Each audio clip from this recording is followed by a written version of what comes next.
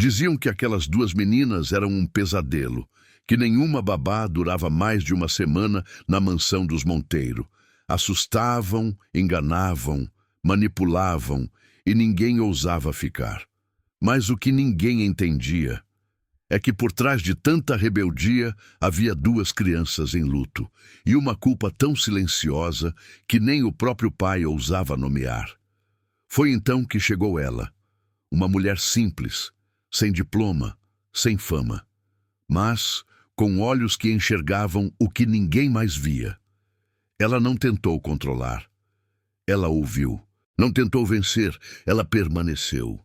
E mudou o destino daquela família, com firmeza, afeto e coragem para amar o que estava quebrado. A mansão da família Monteiro, encravada no bairro mais nobre da cidade, escondia uma fama que ninguém invejava. Não era o luxo que chamava atenção, nem os carros importados na garagem. O que espalhava o nome da casa entre sussurros e alertas era outro detalhe. Nenhuma babá conseguia permanecer ali por mais de uma semana. Algumas saíam chorando, outras em silêncio, levando embora a sensação de fracasso que parecia inevitável. Vitória e Valentina tinham apenas 8 anos, mas causavam um estrago emocional que nem adultos em crise conseguiam provocar.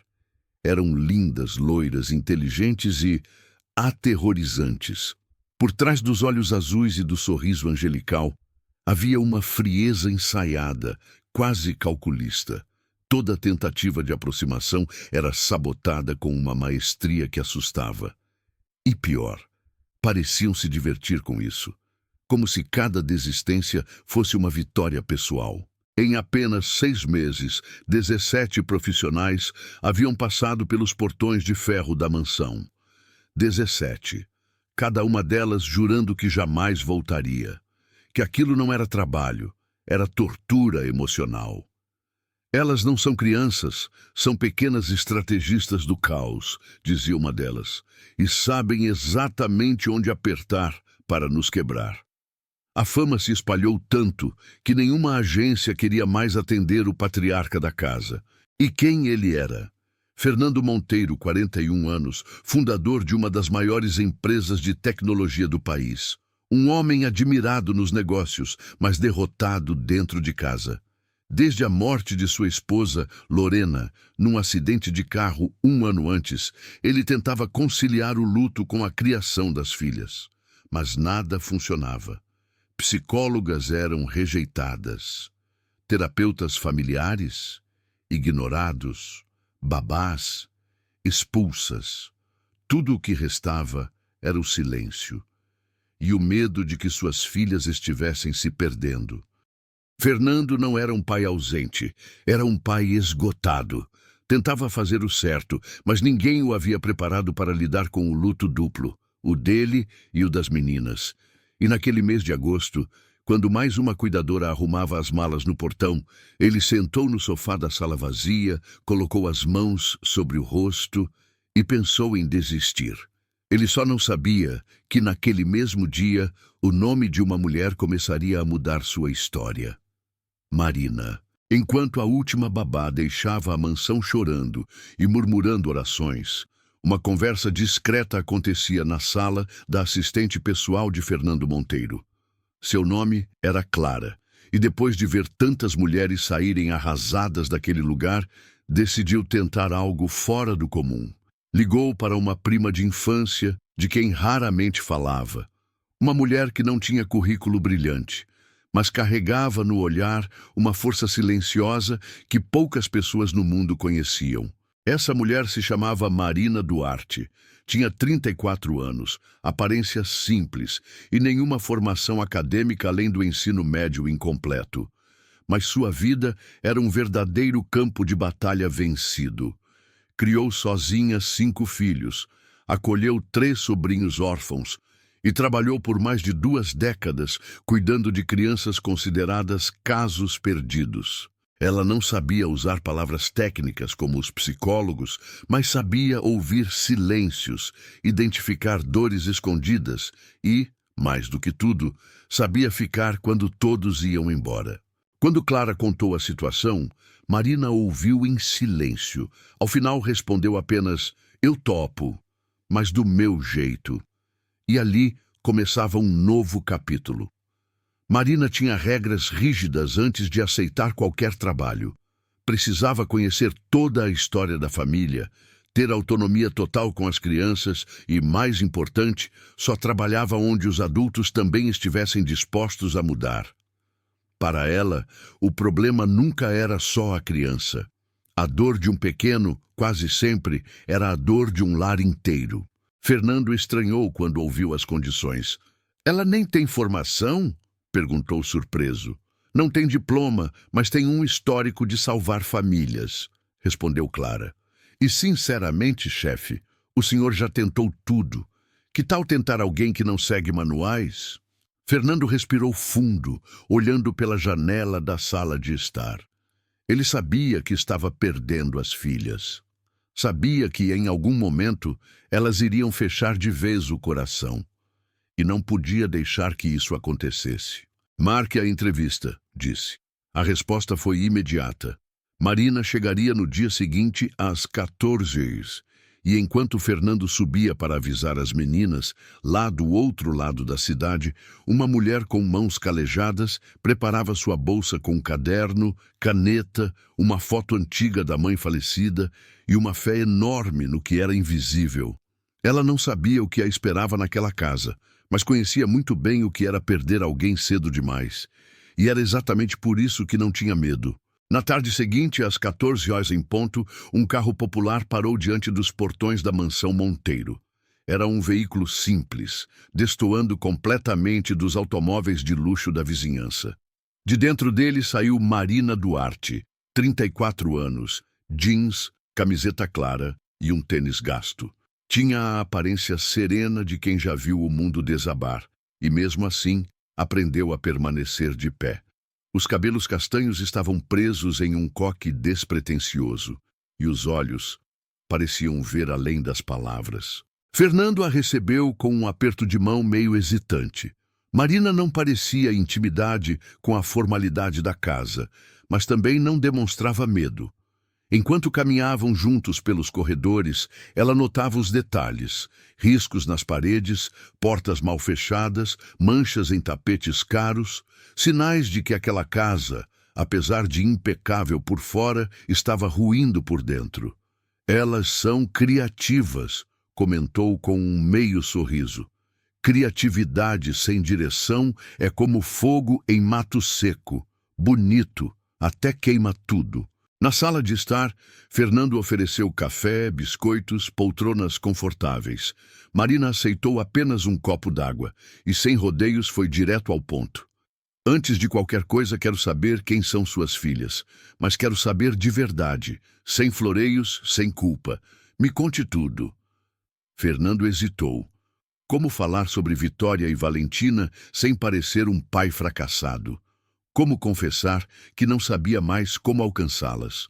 Mesmo sem experiência acadêmica, Marina usava a escuta como se fosse ciência. E bastou um silêncio de 2 segundos para Fernando desabar. Contou sobre a morte de Lorena, a esposa que havia deixado um vazio sem nome na família. Contou como as meninas deixaram de falar sobre a mãe, como se ela nunca tivesse existido. Contou sobre as sabotagens, as noites sem dormir, o medo de estar perdendo tudo. Quando terminou, estava com os olhos marejados. Marina apenas disse: "Você não está perdendo ainda, mas se não agir logo, vai." Ela pediu para conhecer as meninas. Subiram as escadas e pararam diante da porta do quarto compartilhado. Fernando bateu com delicadeza. "Meninas, a Marina chegou." E então, 2 figuras surgiram, vestidos impecáveis, cabelos arrumados com laços, olhos azuis brilhantes. Vitória e Valentina pareciam saídas de um comercial de margarina. "Olá", disse uma delas com voz doce. "Seja bem-vinda." Marina olhou para as duas e sorriu, mas não com doçura, e sim com firmeza. "Prazer. Agora me digam, qual de vocês é a líder?" Uma pergunta de Marina caiu como uma pedra no meio do teatrinho das gêmeas. Qual de vocês é a líder? Vitória e Valentina trocaram olhares, ainda com os sorrisos no rosto, mas os olhos revelando desconforto. Não entendemos, disse Vitória com doçura forçada. Claro que entendem, respondeu Marina sem perder o tom calmo. Gêmeos sempre tem uma que lidera. Então, qual de vocês comanda? Era a primeira vez que alguém enxergava por trás da coreografia ensaiada das duas. Elas não responderam. Marina apenas sorriu de lado. Tudo bem, eu espero vocês me mostrarem com atitudes. Ao descer as escadas com Fernando, ela disse em voz baixa. Elas são mais espertas do que imaginam, mas eu também sou. Fernando quase sorriu. Pela primeira vez, alguém não parecia estar fugindo da responsabilidade. Naquela noite, durante o jantar, ele repetiu às filhas o que Marina havia pedido. Ela não vai embora amanhã, nem semana que vem, nem no mês que vem. Ela vai ficar até vocês não precisarem mais dela. No quarto, o clima era outro. A máscara angelical havia caído. Vitória abriu o caderno preto onde anotavam seus planos de sabotagem. Ela não tem medo da gente. Ainda. Mas vai ter. Valentina riu. Ela quer ver quem é a líder. Vai descobrir da pior forma. E assim nasceu o plano. Operação Quebrar a Babá. Seria rápido, eficiente e sem piedade. A primeira fase, sabotar o café da manhã do dia seguinte, trocar o açúcar por sal, vinagre no leite, geleia com filme plástico, clássicos, mas eficazes. Na manhã seguinte, Marina apareceu na cozinha antes das meninas. Cabelos presos, moletom, rosto limpo, olhar desperto. Sentou-se como quem não espera por gentilezas. Vitória e Valentina observavam de longe, esperando o momento em que ela beberia o café salgado. Mas Marina não adoçou o café, tomava puro. E o leite? Não uso leite, disse serena. A geleia, sabotada com filme plástico? Ela preferiu comer pão com manteiga, sem dar uma única chance para a armadilha funcionar. As meninas se entreolharam frustradas. Valentina, tentando manter o plano, serviu-se de leite antes que a irmã pudesse impedir. Cuspiu na hora. Eca, tá azedo! Marina pegou a caixinha, cheirou e disse, engraçado, leite não azeda tão rápido, a não ser que alguém coloque vinagre. E então seus olhos encontraram os de Vitória. Não havia raiva, nem sarcasmo. Apenas algo pior. Inteligência calma. Vocês tomaram o leite, mas eu engoli a provocação, pensou Marina. E a guerra acabava de começar. Derrotadas na primeira tentativa, Vitória e Valentina decidiram mudar de estratégia. Nada de pegadinhas de cozinha, nada de truques óbvios. Se Marina não se abalava com armadilhas físicas, talvez fosse hora de usar o emocional. O lugar onde ninguém nunca ousava tocar.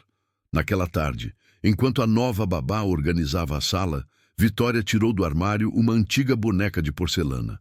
Era da mãe. A única coisa que nenhuma babá jamais ousara tocar e que elas mesmas jamais haviam mencionado. A boneca tinha olhos azuis vítreos, um vestido de renda envelhecido e cheiro de memória antiga. Ela sempre aparece nos piores lugares, disse Vitória, sorrindo para a irmã. Vamos ver como a Marina lida com o além. Começaram a colocar a boneca em pontos estratégicos. Primeiro na cadeira onde Marina lia à tarde, depois no banheiro do andar de baixo e por fim na cozinha, encostada no micro-ondas. Sempre em silêncio, sempre esperando alguma reação. Mas Marina não reagia. Ela encontrava a boneca, olhava com atenção e a colocava com cuidado em cima da estante da sala, sem susto, sem perguntas, sem dar palco ao teatro macabro. Era como se ela soubesse que aquilo era mais do que uma simples brincadeira. A frustração aumentava. Ela nem perguntou de quem era, reclamou Valentina. Ela sabe, só não caiu na armadilha.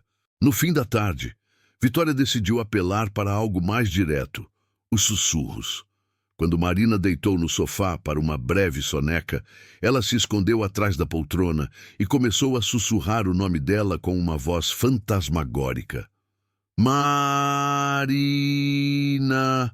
Repetia, com um sorrisinho cruel nos lábios. De olhos fechados, Marina respondeu. Vitória, se quiser conversar, pode vir até aqui. Não precisa fingir que é um fantasma. A menina congelou. Não sou eu, respondeu, tentando disfarçar. Claro que não, respondeu Marina com um meio sorriso, ainda sem abrir os olhos. Mas quando o fantasma terminar, peça para a Vitória vir aqui. Quero mostrar uma coisa para ela. Vitória saiu de trás da poltrona desconcertada. Nunca tinham sido desmascaradas assim. Como sabia que era eu? Perguntou. Marina abriu os olhos pela primeira vez e respondeu. Porque fantasmas não usam o mesmo perfume que você passou hoje de manhã. Vitória ficou parada, como se tivesse levado um choque. Aquela mulher, jovem, calma e absurdamente firme, estava virando o jogo. Ela não gritava, não ameaçava, não perdia o controle, mas também não recuava. E isso era novo. Nenhuma outra babá havia passado da segunda provocação sem explodir ou pedir demissão. Quando Valentina apareceu na sala, as duas se olharam sem saber como reagir. Pela primeira vez em muito tempo, sentiram algo diferente. Curiosidade. Marina não levantou a voz, não repreendeu. Apenas pegou a boneca da mãe, que agora estava sobre a mesa de jantar, e a segurou com delicadeza. Ela tem um olhar triste, disse. As meninas não responderam. Marina continuou. Minha mãe também tinha uma boneca assim. Ela morreu quando eu tinha 9 anos. O silêncio caiu como um cobertor pesado sobre a sala. Vitória parou de brincar com o cadarço. Valentina largou o livro que fingia ler. A minha também morreu, murmurou Valentina, como se confessasse um pecado. Eu sei. Marina falou como quem já sabia antes mesmo de ouvir. O Fernando me contou, mas vocês nunca falam dela, né? As meninas fecharam a expressão.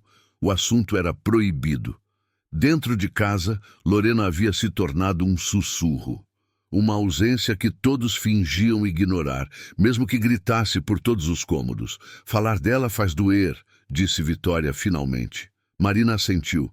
Eu entendo, mas guardar a dor dentro do peito também faz, só que em silêncio. Ela se aproximou devagar, sentando-se no chão com as duas. Sabe o que eu aprendi? Perguntou. Que quando a gente divide a dor com alguém que entende, ela não desaparece, mas fica menos pesada. As meninas a encararam por alguns segundos, sem palavras, mas com os olhos começando a encher. Foi quando Marina falou com uma firmeza doce. Eu não vim aqui para vencer vocês. Eu vim para ficar, e vou ficar, até que vocês não precisem mais esconder o que sentem. Naquele fim de tarde, nenhuma boneca foi escondida, nenhum susto foi planejado, nenhuma armadilha foi discutida. Pela primeira vez desde o acidente, as meninas ficaram em silêncio não para manipular ou planejar, mas para pensar. O muro que protegiam com tanto afinco, feito de ironia, sarcasmo e provocações, começava a rachar. E lá dentro, uma pergunta ainda não dita começava a surgir. Será que essa mulher entende mesmo o que a gente sente? Na manhã seguinte, enquanto Marina organizava os livros da sala, ouviu passos leves se aproximando. Vitória e Valentina carregavam um silêncio desconfortável, como se algo estivesse preso na garganta. Você acha que a gente é ruim? Perguntou Vitória com a voz trêmula. Marina se abaixou até ficar na altura delas. Não, eu acho que vocês estão com dor, e a dor às vezes vira comportamento. As meninas se entreolharam. Era o momento. Pela primeira vez, alguém poderia ouvir o que elas nunca disseram. Valentina respirou fundo e começou. Na noite em que a mamãe morreu, a gente brigou com ela. Vitória completou. A gente não queria tomar banho, gritou, chorou, fez birra. Marina apenas ouvia, sem interromper. Ela saiu irritada para comprar sorvete. Queria nos acalmar, mas no caminho o carro bateu. As palavras foram caindo como pedras, e junto com elas a verdade. As meninas acreditavam que tinham causado a morte da própria mãe. Se a gente tivesse obedecido, ela não teria saído, disse Vitória chorando. Ela morreu por nossa culpa, concluiu Valentina, abraçando a irmã. Marina fechou os olhos por um instante. Agora tudo fazia sentido. A sabotagem, a raiva, o medo de se apegar. Eram duas meninas se punindo, sem nem saber o que isso significava. Ela se aproximou, segurou o rosto das duas com carinho e disse: escutem bem, nada do que vocês fizeram causou o acidente. Nada. Mas e se ela não tivesse saído? Insistiu Vitória. Marina respirou fundo. E se ela tivesse saído 5 minutos depois? E se o outro motorista não estivesse bêbado? E se tivesse chovido naquele dia? Fez uma pausa. A gente pode passar a vida inteira tentando encontrar culpados. Mas acidentes são acidentes. O amor dela por vocês não muda por causa de uma birra. As meninas choraram ainda mais, como se desabassem anos de peso em um só segundo. Marina as abraçou forte, com a firmeza de quem já acolheu muitas dores, e sussurrou: a culpa não é de vocês. O que aconteceu foi triste. Foi injusto. Mas não foi culpa de ninguém aqui. Aquelas palavras, ditas com tanta certeza, começaram a dissolver o veneno que elas carregavam por dentro. E naquele dia, pela primeira vez desde o enterro, as duas dormiram abraçadas, sem medo de sonhar com a mãe. Enquanto as filhas começavam a soltar a dor aos poucos, Fernando Monteiro ainda vivia preso no próprio silêncio. Para o mundo, ele era um homem de sucesso, um exemplo de superação após a morte da esposa. Mas dentro de casa, era só um homem quebrado tentando manter as aparências. Evitava fotos da Lorena, não falava o nome dela e mudava de assunto sempre que alguma lembrança escapava das meninas. Era como se ele tivesse decidido que sentir era uma fraqueza. Marina percebeu isso já nos primeiros dias. Ele não participava das conversas emocionais, não se permitia mostrar vulnerabilidade. Um dia, ao vê-lo sentado na sala com os olhos perdidos, ela se aproximou e disse com delicadeza: você não precisa ser forte o tempo todo. Fernando hesitou. Elas precisam de alguém firme. Marina não recuou.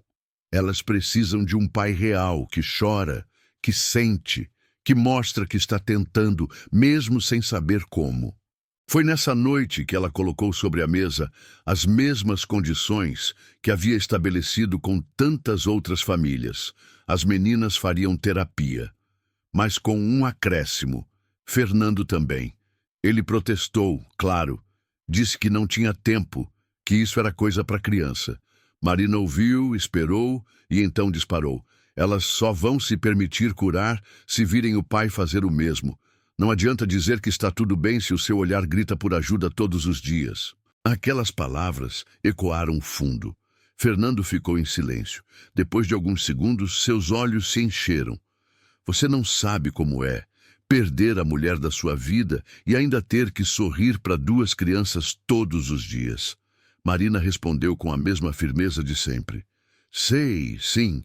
Eu tinha 9 anos quando perdi minha mãe, e meu pai também tentou sorrir. Até que um dia ele quebrou. As crianças que não veem os adultos sentirem, crescem achando que devem engolir a dor. No dia seguinte, Fernando ligou para a terapeuta indicada por Marina e marcou sua primeira sessão. À noite, reuniu as filhas e contou com a voz embargada: eu vou fazer terapia também, porque sinto falta da mamãe todos os dias. E não quero mais fingir que está tudo bem. Vitória e Valentina o olharam sem saber o que dizer, mas dentro delas algo mudou. O pai forte finalmente havia se mostrado humano, e isso as aproximava dele como nunca antes. As mudanças não vieram como mágica. Não houve uma manhã ensolarada em que tudo se resolveu de repente. Mas Os sinais estavam ali, pequenos, quase invisíveis. Como quando Valentina começou a guardar os próprios brinquedos sem que ninguém pedisse. Ou quando Vitória ofereceu ajuda na cozinha, dizendo que queria aprender a fazer as panquecas em formato de bichinho, igual a mamãe fazia. Era o início de algo novo, e pela primeira vez havia espaço para isso. Marina sabia que não podia forçar o processo. Curar não é apressar, é permitir. E permitir exige paciência, escuta e presença. Ela continuava firme nas regras, mas agora os limites vinham com acolhimento.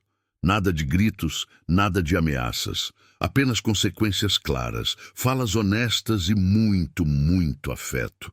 As meninas, aos poucos, deixaram de ver nela uma inimiga e começaram a ver algo que não sabiam nomear: segurança.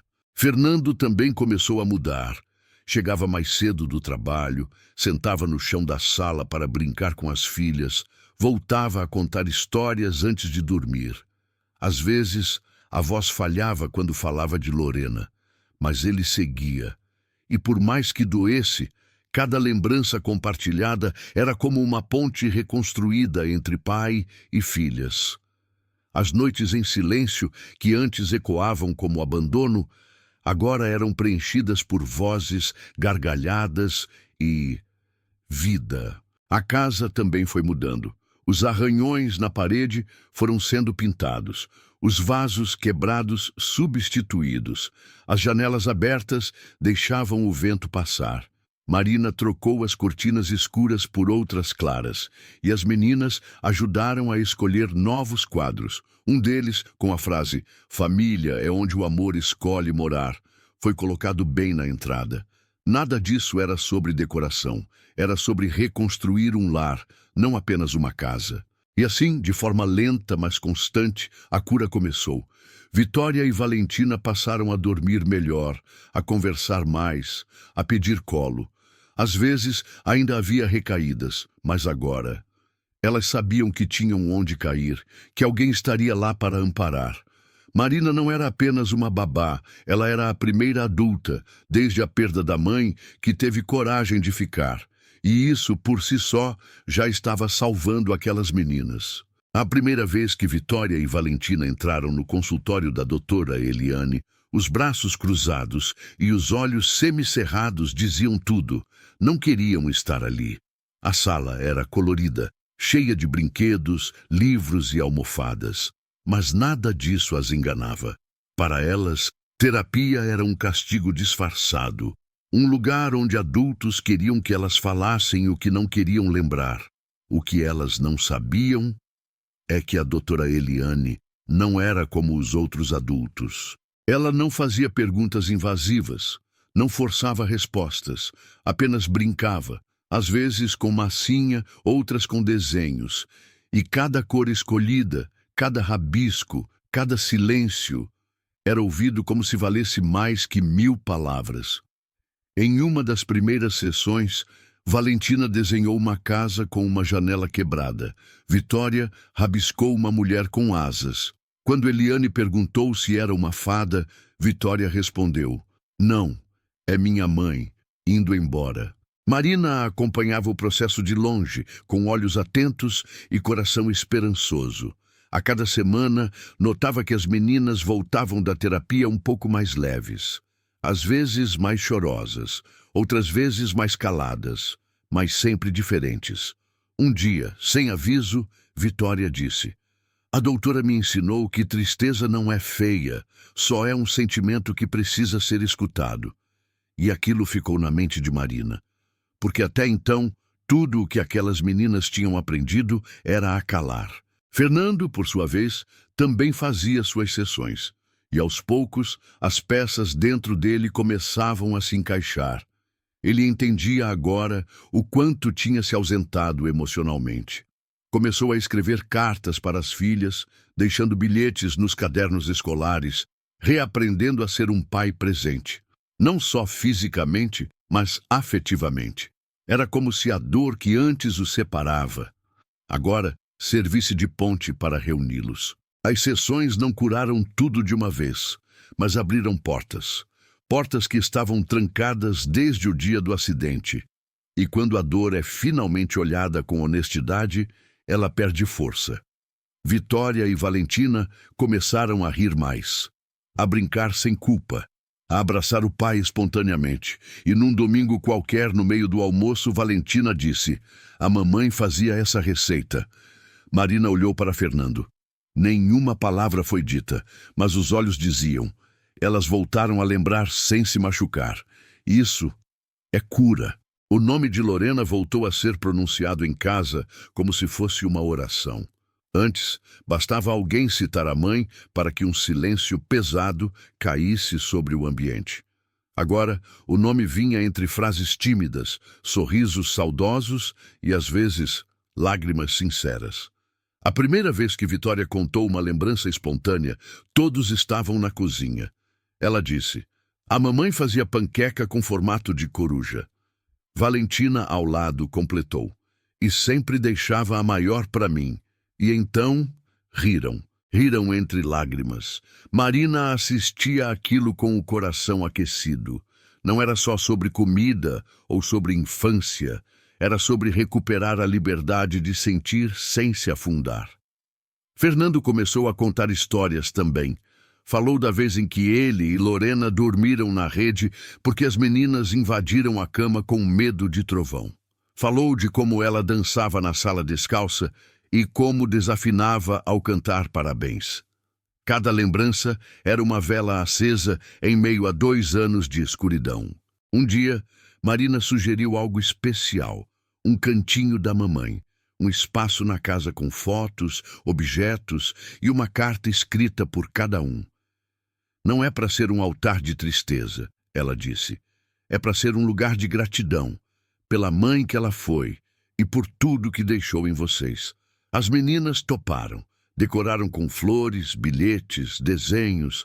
Fernando deixou ali um bilhete simples: "Ainda te amo. E estou aprendendo a cuidar delas como você faria." Na primeira noite, após montarem o cantinho, ninguém conseguiu dormir cedo. Ficaram os 3 no sofá, contando histórias, ouvindo músicas antigas e chorando, mas sem culpa. Sem aquele peso de quem acredita que sofrer sozinho é ser forte. Vitória, com a cabeça no colo do pai, disse: "Acho que agora ela está feliz, porque a gente está lembrando e rindo." Fernando beijou a testa dela e respondeu: "E é assim que ela vai continuar com a gente, dentro de tudo que é bom." Marina, ao ver aquela cena da escada, sorriu discretamente. A casa que antes ecoava dor, silêncio e raiva, agora pulsava memória, amor e recomeço. E quando Valentina colocou a boneca da mãe no cantinho especial, não houve medo. Apenas carinho. Era o fim da assombração e o começo da presença. A memória de Lorena havia deixado de ser fantasma, para voltar a ser abraço. Certa tarde, enquanto preparavam biscoitos juntos, Marina notou que Vitória estava mais quieta do que o habitual. Os olhos, normalmente vivos, pareciam perdidos. As mãos tremiam ao quebrar os ovos. "Tá tudo bem aí, chefe?" brincou Marina, tentando aliviar o clima. Vitória forçou um sorriso, mas foi só quando o forno acendeu que ela soltou, num sussurro quase inaudível: "Você vai embora também?" Marina parou, olhou para a menina com uma calma profunda. "Por que você acha isso?" perguntou. Vitória deu de ombros. "Porque todo mundo vai. A mamãe foi. As babás também. Até o papai foi. Por dentro."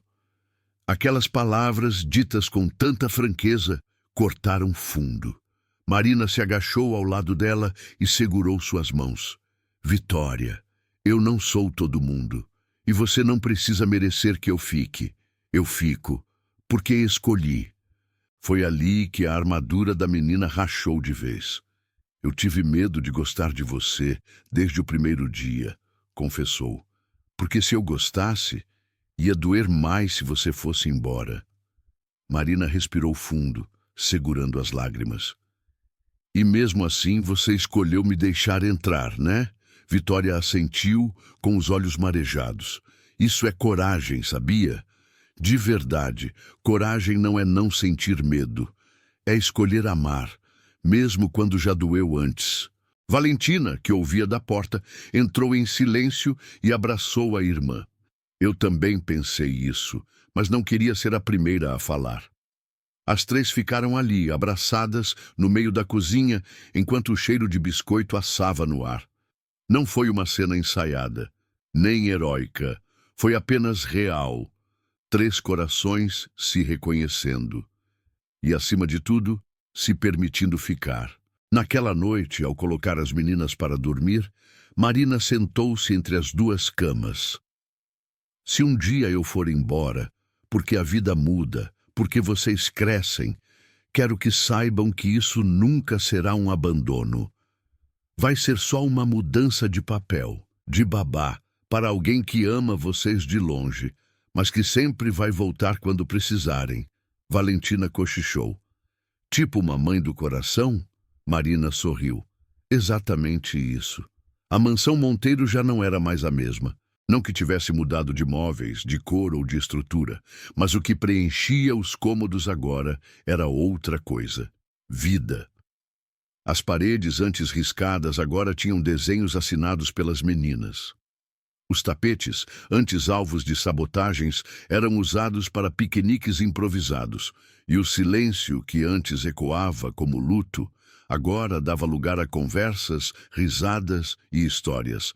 Era como se a casa tivesse respirado alívio, como se dissesse, enfim, vocês voltaram para cá. Vitória e Valentina começaram a participar das tarefas da casa. Não como obrigação, mas como gesto de pertencimento.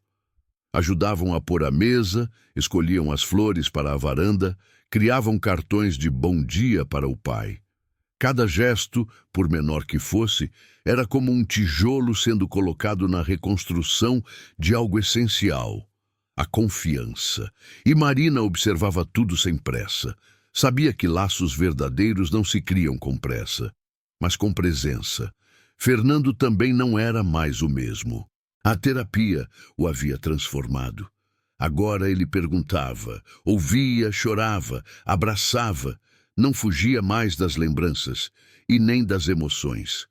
Começou a fazer um diário para as filhas, onde registrava momentos do dia, frases engraçadas que ouviam juntas ou reflexões sobre como Lorena ficaria orgulhosa delas.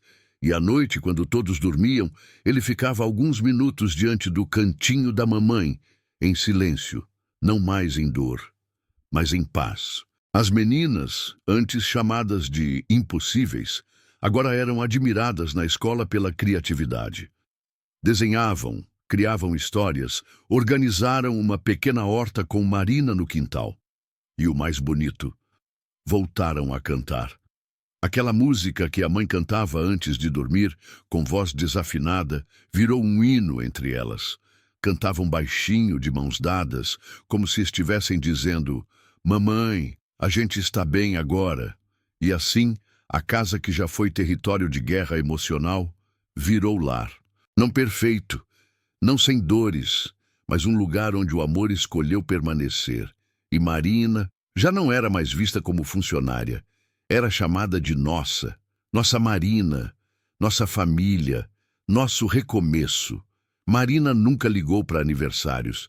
Desde pequena se acostumou a passar a data em silêncio, trabalhando ou cuidando dos outros. Mas naquele ano, algo mudou.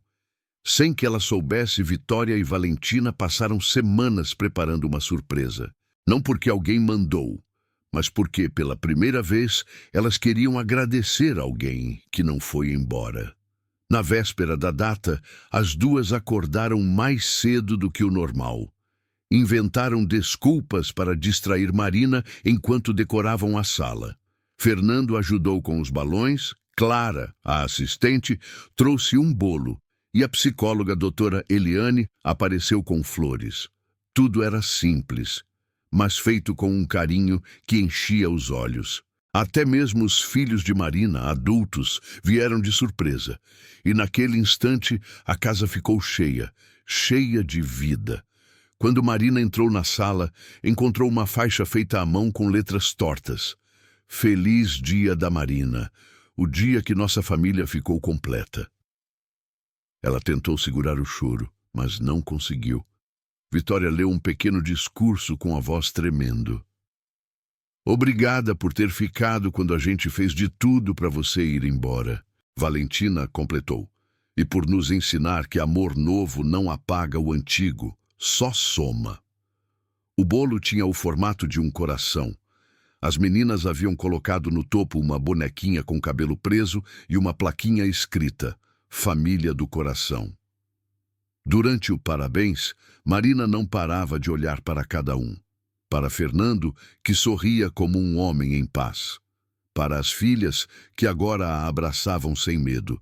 E para os filhos dela, que sorriam orgulhosos por verem a mãe sendo amada como sempre mereceu. Ao fim da festa, quando todos já estavam arrumando as coisas, Marina se abaixou e disse às meninas: Esse foi o melhor presente da minha vida, porque não foi um dia meu, foi um dia nosso. Valentina respondeu com um beijo no rosto. Agora você tem 2 filhas a mais. E Marina respondeu com a voz embargada. E eu vou amar vocês, como se sempre tivessem sido minhas. Algumas semanas depois da festa, Vitória entrou na sala segurando uma folha dobrada ao meio. Era um desenho simples, 3 pessoas de mãos dadas, com um sol sorrindo no canto. Acima, escrito com letras grandes e tortas: Marina, você não é mais nossa babá, agora é só nossa família. Marina leu, chorou e entendeu o que aquilo significava. Elas estavam prontas. Valentina explicou com doçura. A gente pensou em pedir para o papai contratar uma nova babá. Não porque queremos você fora, mas porque agora não precisamos mais de cuidadora. Só de alguém que ame a gente. E isso você já faz. Fernando, que ouvia da porta, se emocionou. Aquelas palavras confirmavam o que ele também sentia. Marina não era mais funcionária. Era parte, era raiz. Eles contrataram uma nova cuidadora mais jovem para ficar de vez em quando apenas como apoio. Marina continuava presente todos os dias, não por contrato, mas por laço. Almoçava aos domingos com eles, ajudava com tarefas, aconselhava, ria, chorava junto. E toda vez que chegava a casa, não batia mais na porta. Apenas entrava, como quem pertence. Fernando também se transformou. Depois de muito tempo, voltou a olhar para Marina com outros olhos. Não os de um patrão, mas de um homem grato, amadurecido, capaz de amar de novo. Não houve pedidos apressados, nem declarações teatrais, mas em cada gesto havia a pergunta silenciosa: será que ainda temos direito à felicidade? E a resposta veio de 2 meninas que um dia juraram nunca mais confiar em ninguém. Agora, elas preparavam cartas, presentes e abraços. Sabiam que a mãe jamais seria substituída, mas que o amor tinha espaço para crescer de novo. E que, com Marina, não haviam ganho só uma cuidadora. Haviam ganhado uma segunda chance de ser feliz. No final, essa história não foi sobre babás, nem sobre traquinagens, nem sobre castigos. Foi sobre 2 meninas quebradas pela dor, um pai paralisado pela culpa e uma mulher que teve coragem de ver além do comportamento e enxergar o que ninguém mais via, um pedido desesperado por amor. Marina não curou a dor da perda, ela apenas segurou a mão de quem sofria e ficou. E foi isso que mudou tudo, porque às vezes o que salva uma família não é a perfeição, nem o dinheiro, nem o currículo. É a escolha simples e profundamente corajosa de amar o que ainda está em pedaços. Se essa história tocou o seu coração, deixa um comentário aqui embaixo. Diz pra gente, quem foi a Marina da sua vida? Ou para quem você gostaria de ser essa Marina? E se você ainda não é inscrito, se inscreve agora no canal Sentimentos à Tona. A cada vídeo, uma nova chance de se emocionar, refletir e acreditar no poder do amor. Ativa o sininho para não perder o próximo vídeo.